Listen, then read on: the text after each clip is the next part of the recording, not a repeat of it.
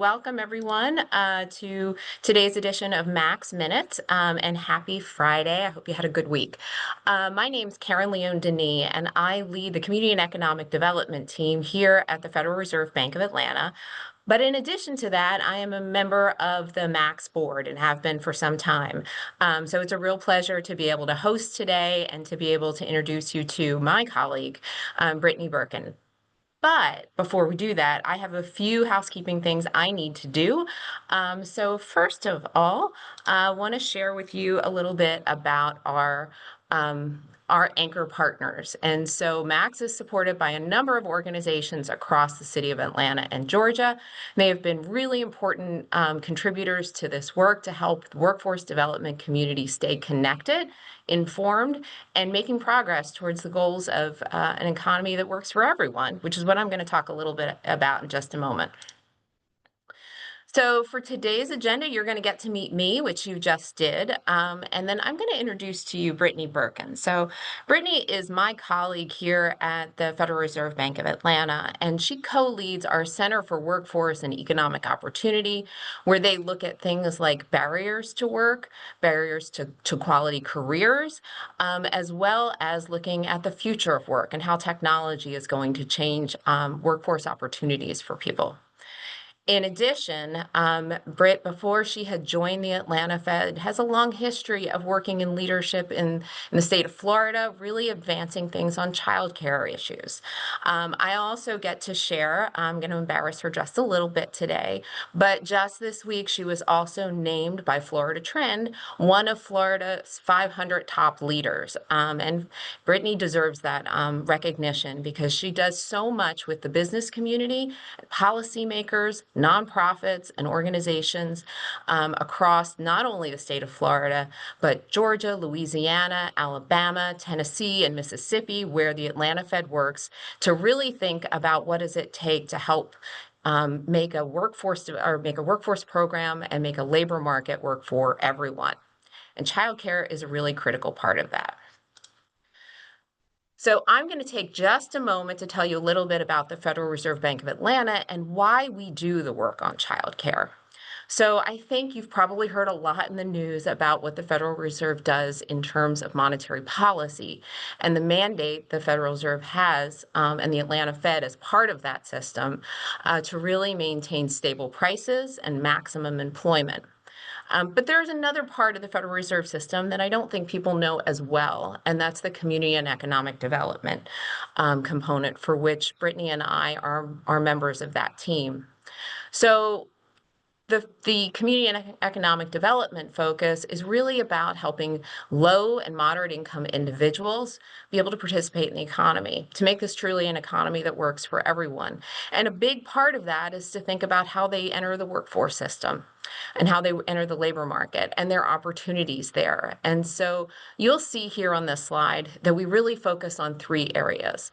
Obviously, today we're going to be talking about careers, but what we recognize is that communities, the way communities work, the way they are able to solve problems, and capital, the way money is aligned and organized to really improve economic mobility in ways that truly work, have to come together in order to achieve economic mobility and opportunity for everyone. So I'm going to close there and turn it over to my colleague who is going to talk to you more about childcare and labor force participation. And I need to stop sharing my screen. One moment. Okay, Brittany, it's yours.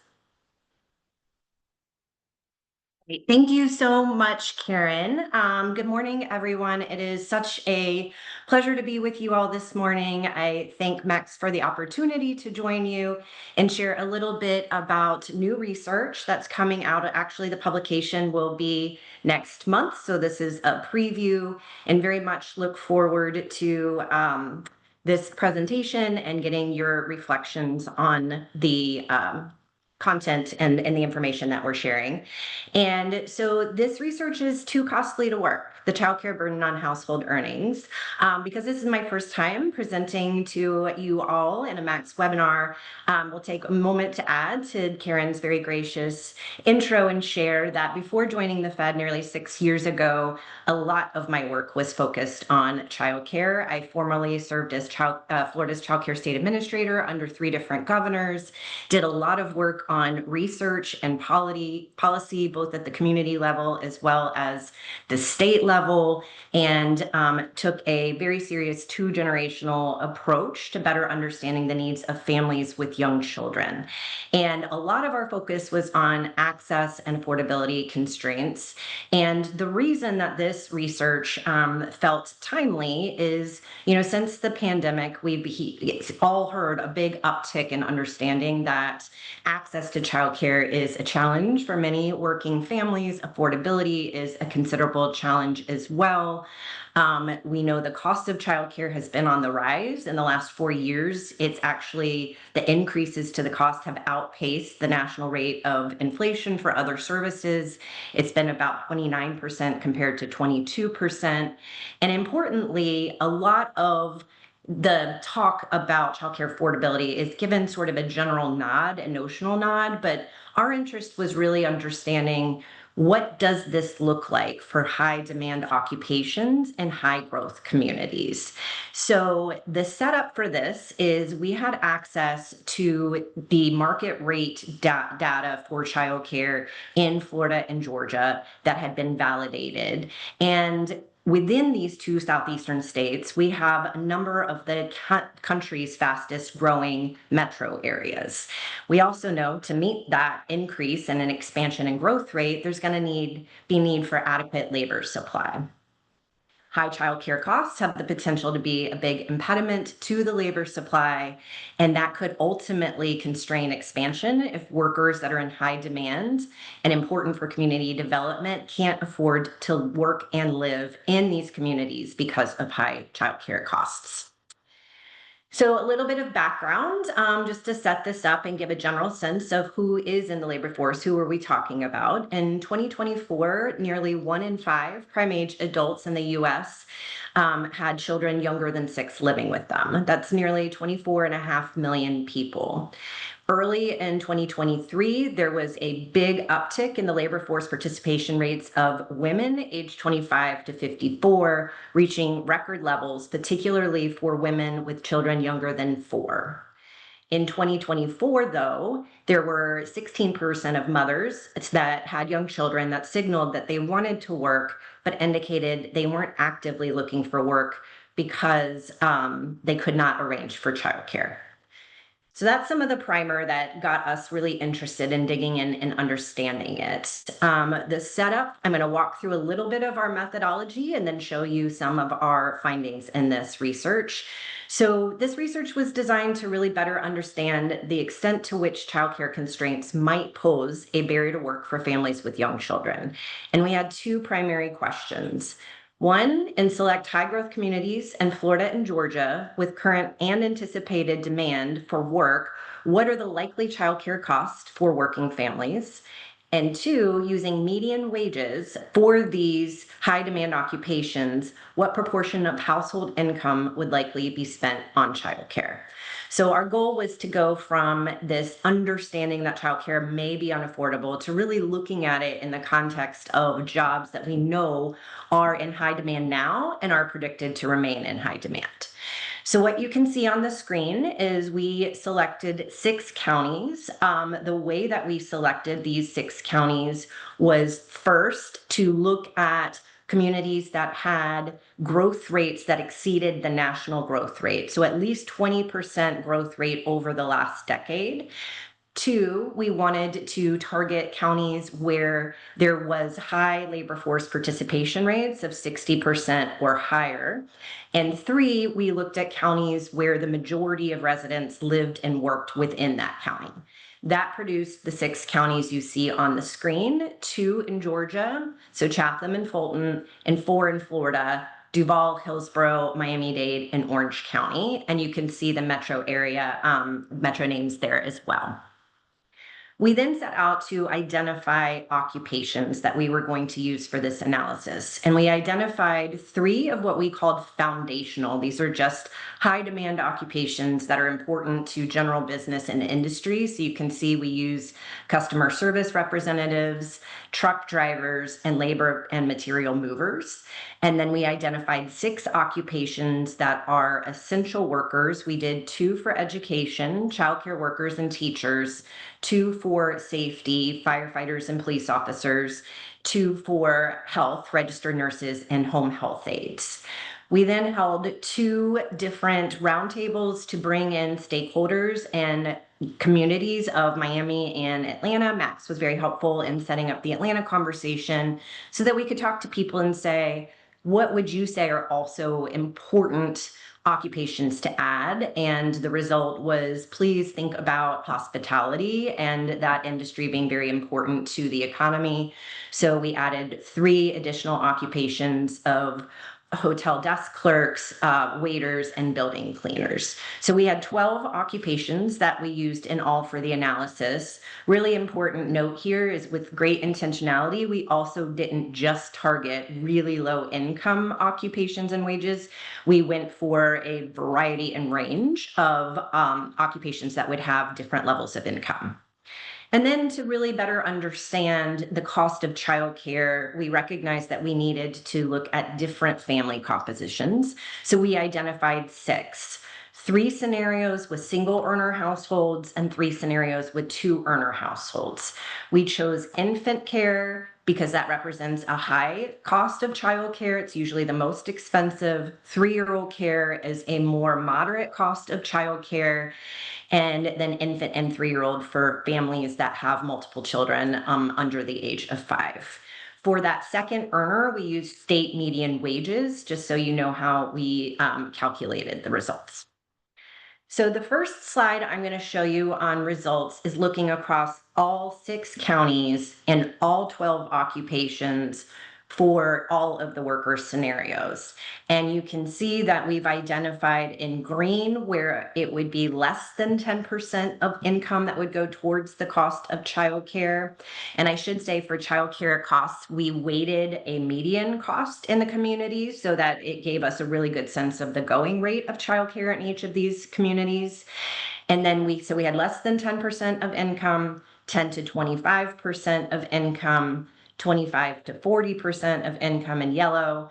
In orange, you can see 40 to 60, and in red, more than 60% of income would be needed to go towards the cost of childcare. If you're wondering how is affordability defined, there's not a clear and crisp definition, but if helpful to think of a mental marker, U.S. Health and Human Services for child care subsidy has identified that the child care copay for families that are accessing subsidy should not be more than 7% of their income to make sure that it is affordable. So you can see very quickly here in all of the scenarios across the 6 geographies, nearly half of them would spend more than 25% of income towards the cost of childcare.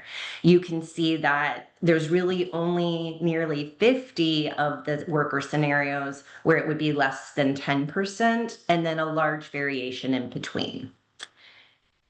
Now I'm going to take it into Fulton County and look at this by occupation and family type. And I know this is a lot to absorb on one slide, so I'll walk you through kind of how you read the chart and some of the highlights.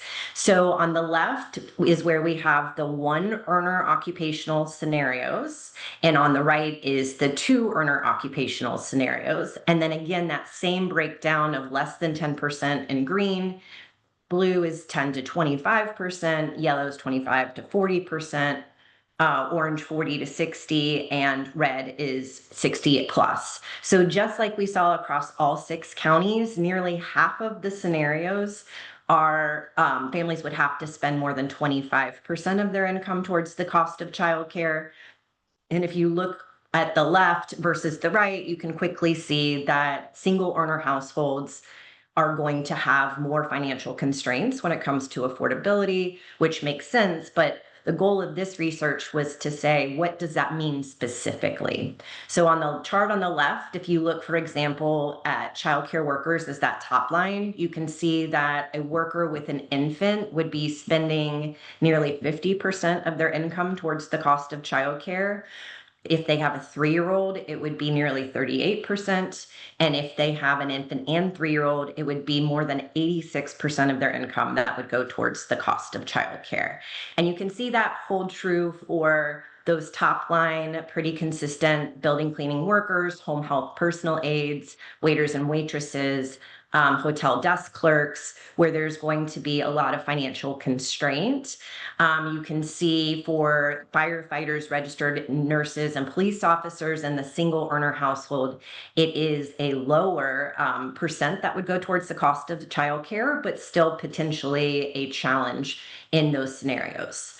On the screen on the right, for the selected 2-earner occupations, you can see, as I pointed out, that it would be less of financial constraint, but still there are, there are challenges that could be encountered there as well. So you can see more towards the higher end occupations at the bottom of that chart, that police officers with a 3-year-old, for example, in 2-earner scenarios might hit that 7% health and human service target of, the cost of childcare and the percent of their income that goes towards that. But for all other scenarios, they're over that 7%, which just asks questions about, what does that mean? What does that look like? Are families able to access childcare that is affordable? And are they able to continue to participate in the labor force? The next slide is just to give you a sense of how that range plays out, drilling in on 3 occupations. So we selected childcare workers as a proxy for among the lowest wages in our 12 occupations, customer service reps, which fall right in the middle, and registered nurses, which are in the higher end of earners in these 12 occupations. And again, on the left, you can see for the single earner households, there is a big variation for a single earner in a registered nurse. They're going to spend about 14% of their income towards the cost of childcare with an infant, versus the customer service rep, where it would pop up to about 34% of their income towards the cost of childcare. And again, childcare workers at the lower end would spend nearly 50% of their income towards the cost of childcare. A little bit better scenario for 3-year-old care. As I said, care for 3-year-olds tends to be less expensive. So you can see the variation there would be 11% for a registered nurse, up to about 37% for a childcare worker. On the right, it's the 2-earner occupations and the household proportion of income that would be dedicated. And so you can see that there, the assumption that the median wage, the state median wage, is the proxy for that second earner, is going to make childcare much more affordable, and it brings that much closer to being similar in the household proportion of income, with a range of, for 2 earners with an infant, 6.4% to 10.2% for the childcare worker. So important to note that, this was just our way of getting a sense of 2-earner occupations, but as you might imagine, that second earner could have variety in their earnings, and that might change these results. Britt, Next, can we I wanted to, Brittany, yes, can I interrupt just for a of second course. and ask you just for a moment? We got a question in the chat, a clarifying question, and I wanted to go back to actually slide 12. So right there, I just wanted to confirm the headlines on the chart on the right. Should that say 2-earner with infant? That's a very good catch. My apologies. This is what you do when you give sneak previews. You all are catching good things. So I appreciate the edit and note. And yes, to clarify, those are 2 earners on the right. Elizabeth, I hope that answers your question. So great. Thank you. Yes, Karen, stop me if there are other technical questions as well, please. We'll do that. Thank you. Okay, so we wanted to look at this in the context of, what does this mean against other household budget items. So if you all are familiar with the United for Alice survival budget, we used the survival budget. We took out their cost of childcare, put in our cost of childcare, but we used their other household expenses to get a sense for what does this mean when you think about housing, healthcare, transportation, food, childcare costs, and then miscellaneous other costs that are just important to a survival budget. And so you can see on the left for the dual earners, very clearly the dual earning estimate does put that over the amount that would be needed, anticipated to be needed to meet that survival budget. But you can see on the right for the single earner scenarios, that single earner is pretty far under what they would need to meet their budget requirements. So again, this is just to give a sense of, okay, childcare is expensive, but our family is able to make ends meet and make it all work. And so you can see there's some scenarios where the answer would be yes. And there are other scenarios where for single earners, largely, this is going to continue to be a challenge and a potential constraint where families would have to make difficult decisions about whether or not they participate in the labor force or what arrangements they might be able to make for young children if they have them. And if you're wondering, like, so in in Fulton County, where are our childcare costs relative to the other 6 counties? This chart shows, and it's kind of interesting what it shows for Fulton County, which is there are very high costs toward the higher end for infant and 3-year-old. And you can see that 3-year-old care is actually more moderate towards the left end of 3-year-old care, meaning 3-year-old care is more affordable in Fulton County than it is in some of the other counties. But when you put the infant care back in, you can see again, it pops towards the highest end of the cost across these counties. So it signals that infant care, pretty expensive in Fulton County. If you have multiple children in a household, pretty expensive in Fulton County. If you have a 3-year-old, it might be more affordable in Fulton County compared to these other 5 counties.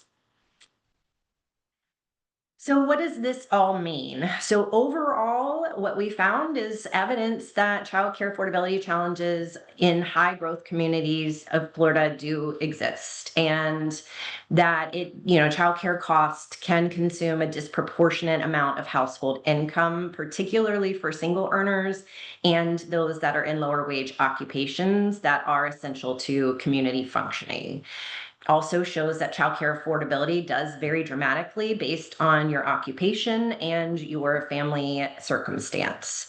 Regional variations in costs and wages do have differential impacts. So if I had showed you this analysis in Miami, for example, the picture is actually more bleak. If you look at it in Chatham County, it's actually more positive. So we do see a lot of regional variation, which if you're interested in the paper, we do talk through and explain in more detail.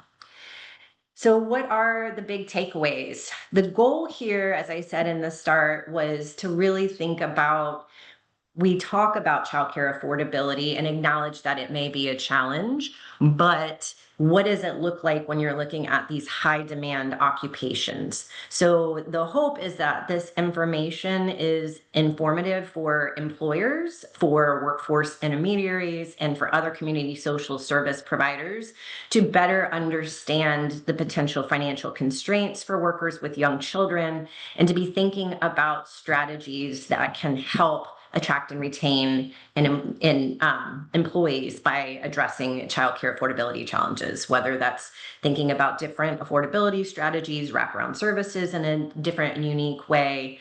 I had shared earlier before the webinar started that I did a presentation in Miami a few weeks ago, and there was a head of a hotel chain in the audience, and he came up to me after and said, I just want you to know this got my attention. I know that staff struggle to afford childcare, but this put it in a very crisp, clear way that tells me I need to think about what I might do differently. And that's kind of the hope and the goal of this. Other is that community and state leaders that are thinking about economic development and strategies for meeting their talent needs can use this to really better understand, for families that are working with young children, what does this really look like? What does this mean? Where does childcare affordability fit into the context of community development? And what could they do to think about addressing this issue on a more macro level? So I'm going to pause there and ask Karen. Our hope was to make this as interactive as possible. Would love to hear any reflections if you type them in the chat. I think there's ability to come off mute if anyone wanted to say anything. But if there are any additional questions, just want to open up the floor for feedback, thoughts, questions about this analysis. Brittany, thank you so much for that presentation. And I'm going to tee up, there's a few questions that came up towards the end of your presentation in the chat that I'm going to point you to right away. So one was a question about the Health and Human Services 7% number, and if there is a citation for that or someplace that you would point folks to. I am happy to provide that follow up. It is a requirement in the standards right now for state administrators for childcare subsidy that no more than 7% can be used for the copay. And so that reference is what we used as a proxy for thinking about affordability, but absolutely we can follow up and send the citation. Okay, and might want to go back to a slide, so just have your slides at the ready. One of the other questions actually came from Monty. So Monty was asking if you could share where the numbers that were used in the categories, the different expense categories, housing, healthcare, childcare, where did they come from? So that is the United for Alice. If you all are familiar, the United Way has created a survival budget, and that is the basic in today's economy. What is the minimum budget towards basic household expenses that would be expected by county? And they've done this analysis, I think, in 38 states now, but they have it available for all 50 states. And so we have a partnership with them to be able to use their budget and be able to use that for our analysis. So they've determined, and they have the methodology. If you all are not familiar but you're interested, I can also follow up with that methodology about how they calculate the costs for housing, healthcare, transportation, food, childcare, and then they add in a miscellaneous for things like clothing and other things that they know, families would need to spend. But if that's of interest, we can absolutely follow up with that information as well. Great, Britt, thank you so much. And Monty, I hope that answered your question, but if not, make sure to chime back in. So we have an earlier question from Elizabeth, and I'll let you start taking the questions yourself if you want to in the chat, but I went back to some of the old ones for you. So there was a question about recommended best practices for states to address childcare affordability. It's a good question, and there's not a one size fits all answer right now. I think there's different approaches that we're seeing across the country for addressing this. Some states are, so the way the federal Child Care and Development Fund works for child care subsidy is states are appropriated a certain amount, and then they have to commit to a certain amount of match to be able to draw down those funds. Some states are putting more dollars and resources in to expand childcare subsidy and support more families than the base amount. So it's not, there is a finite amount of money for childcare subsidy. It's not an entitlement program. Nationally, it serves about 16% of eligible families. So some states have made an investment to go further. There's also a number of states that have looked at potential business tax credits that could help incentivize employers being either on-site childcare or helping to subsidize the cost for their employees and being able to get some tax breaks from that. So that's another model that some states have looked at and employed. And then there's also, the ability for communities to think differently about some of their funds as well as states. So some states use TANF, for example, to help expand some of the access to childcare issues. But like I said, unfortunately, there's not one silver bullet that's been identified, which is part of our goal with this, is to put this information out and then hopefully to help, starter conversations about what are the potential solutions that could be realized. But that's some that come to my mind that I've seen in other states. Thanks for that. And More that I just offer, Karen, I'm sorry, yeah, which go for is the Michigan tri-share model is one other thing that states have begun to explore. It started in Michigan, and there's about 4 other states that are looking at it. And the tri-share is exactly as it might sound. It is matching dollars from state government, from employers and employees to help address affordability. So it breaks down so the employees are just paying a third of the costs, the government's paying a third of the cost, and employers are paying a third of the cost. And so that's a model that's newer, that's being very much explored across the country as well. I had not heard of that one. That's very interesting. But correct me if I'm wrong, but our neighboring state of Alabama is the one who has been doing some incentives for employers to support childcare needs. Why, maybe Alabama, but Louisiana for sure. Louisiana sort of holds the record of the longest standing state to really use tax incentives as a way of thinking about affordability. Great, thank you. Okay, more questions are coming up in the chat. We have one, especially for childcare workers, are there funds available paid directly to the childcare company, not through decal, where they could provide stipends to staff who have children at their daycare? So, nothing formal that I'm aware of. There are some childcare owners that do give financial, either free tuition because they need a childcare workforce, and part of their recruitment strategy is we will take care of your children while you are working for us at no cost. Or sometimes they will give a discount to that, but I don't know of a formal mechanism. It's really provider by provider at the childcare owner level that those decisions are made. And so for some, they are paying full freight for childcare as well. Okay.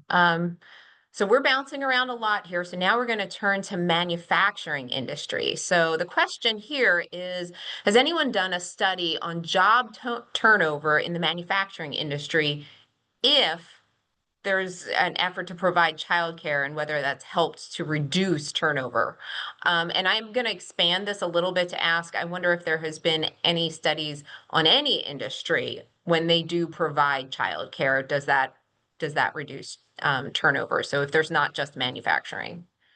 That's a really good question. I don't know of specific studies. I do know there are studies that look at a ROI, or return on investment, and actually calculate the amount that employers would spend on hiring, recruitment, hiring, training, onboarding, and having high turnover versus thinking about just providing childcare.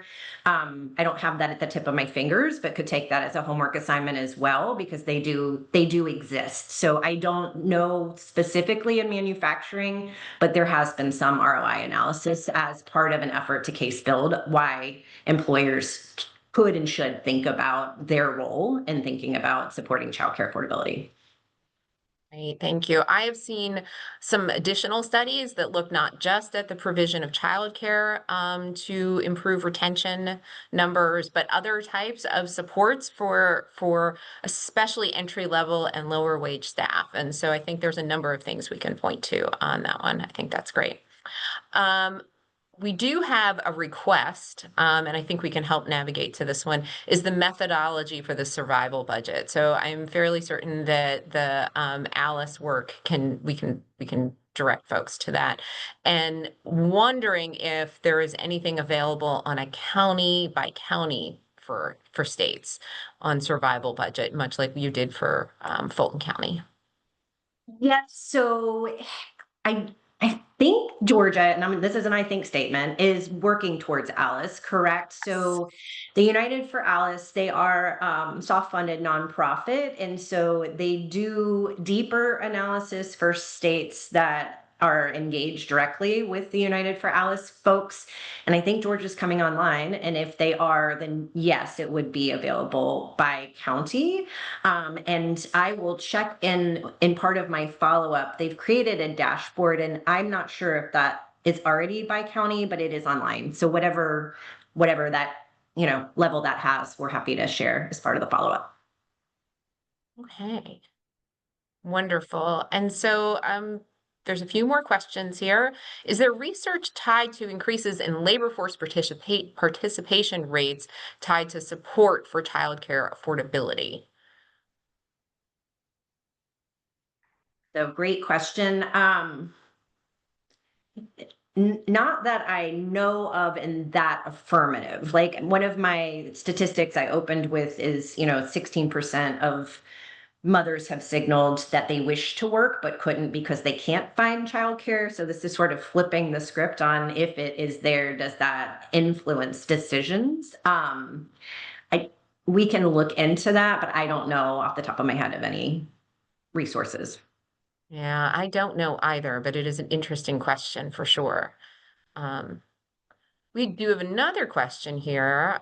Just recognizing really shows the importance of supportive services for workforce development strategies. But the question is, are there workforce strategies that you've seen across the country that address supportive services through grants or other resources? And I'm thinking, if I'm going to read between the lines here, I think it's how is philanthropy involved and foundations involved if they piloted things? So there are a number of different efforts that come to mind. Interesting that you said philanthropy, Karen, because that's not the first examples that I thought of were one, Tennessee is doing some interesting pilots with TANF reserves. And so they've taken money that they have that would be for cash assistance for families that's been built up, and they've actually used it to deploy to communities to look at what are the wraparound supports that ultimately do help expedite economic mobility and a pathway to self sufficiency. And in most of those pilots, childcare supports are very much present. Another example that comes to mind in Florida has the ability for communities to decide if they want to levy additional property taxes to support gaps in services for children, youth, and families. And in Miami-Dade, those dollars were used to help two ways related to this conversation. One, inject resources into childcare centers in high poverty areas to help them financially stabilize and exceed quality goals, and two, as a onboarding support for families that could not access childcare subsidy to get increased labor force participation. So those are some promising practices. And to your point, Karen, yes, philanthropy has been very supportive of thinking about, particularly, I mentioned in my opening, two generational strategies. What is the alignment between workforce development and the resources and supports that families with young children need that might be different from other individuals and job seekers? Great, thank you. Um, we have another question that's come in. Well, first, I want to make sure I just recognize that Sherry, I really appreciate you pointing to the fact that Bright Horizons has some great data on their reduced turnover, so we'll take a look at that. That is good to hear. And then if we go to, I think our most recent question is from Elizabeth. Um, Elizabeth's asking you to share a little bit more about your role as the child care administrator in Florida, and a question about, do we have similar, comparable role in Georgia?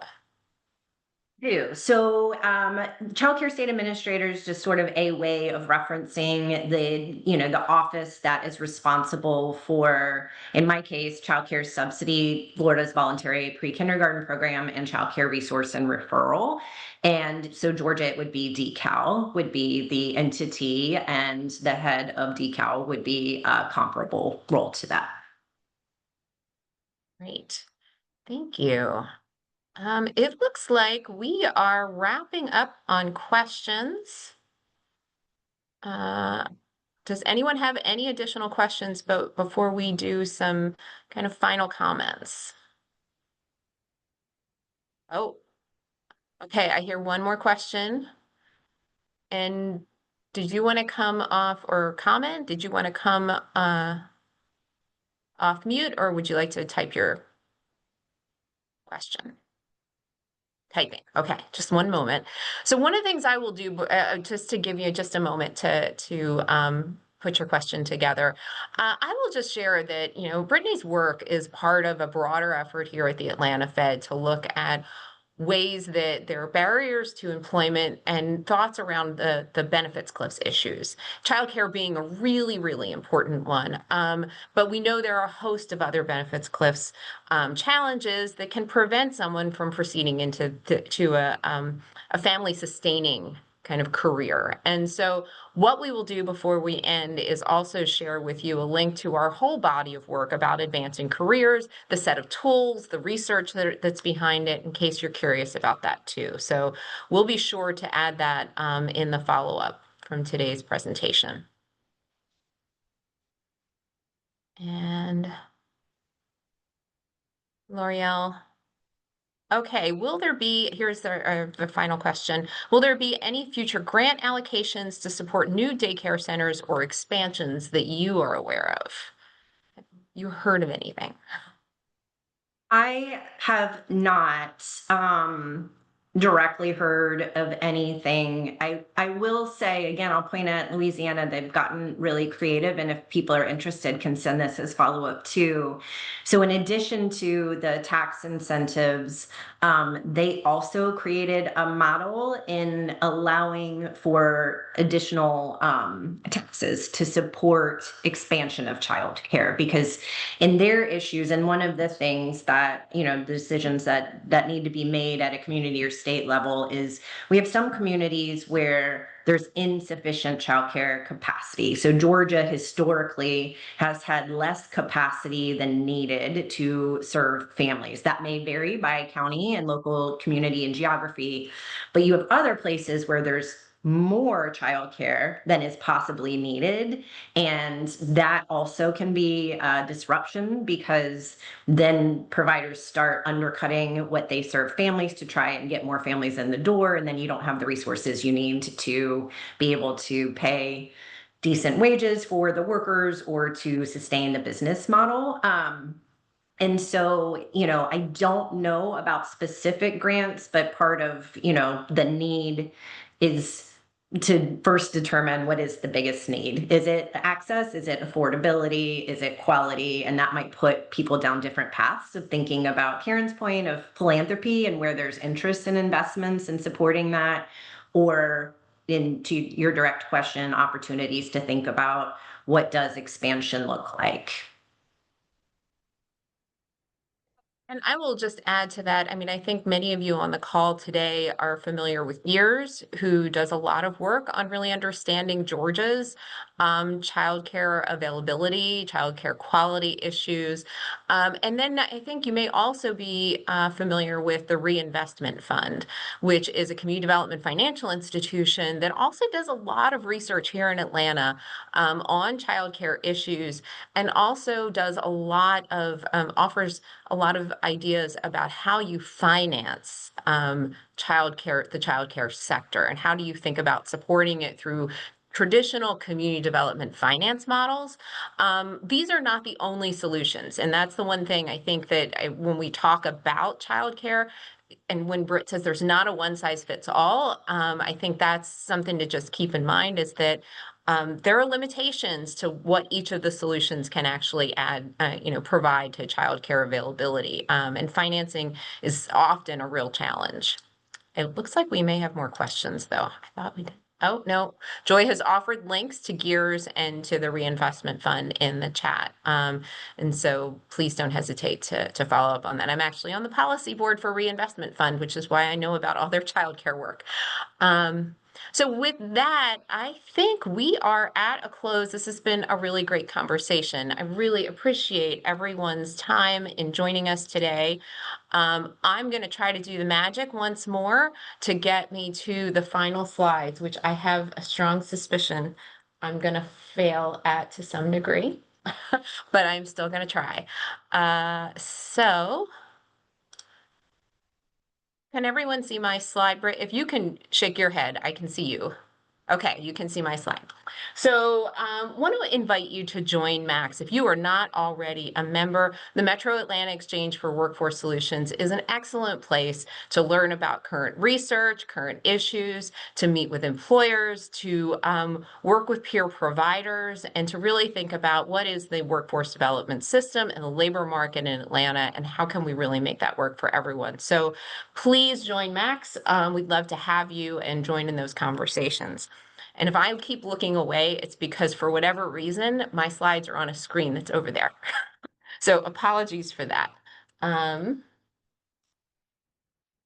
there are some upcoming things going on at Max, so you can join us for the Max Academy, Max Minutes, the Max Annual Meeting. We'd really love to see you there. The Max Annual Meeting is a great place for us to meet in person, so I hope to be able to shake some hands when I see some of these familiar faces and names at that meeting. And then I just want to close one more time with a real thanks to our anchors. Max doesn't exist without our sponsors, and they're really important to making sure that this works. But Max really doesn't exist without our members. So, with all of you on the call today, especially those who are already members or thinking about membership, Max really is a community that gets the work done. We do the work. We don't just think about the work. And so, I just think that this has just been a really important asset to the Atlanta Metro. And with that, I'm gonna hopefully stop sharing my screen. I think I did. And just say thank you again so much. Joy, thank you for setting this up and coordinating all of this and making this look a whole lot easier than it actually is, because as I found, 3 screens are not always a blessing. But it's a real pleasure. I hope everyone has a great weekend.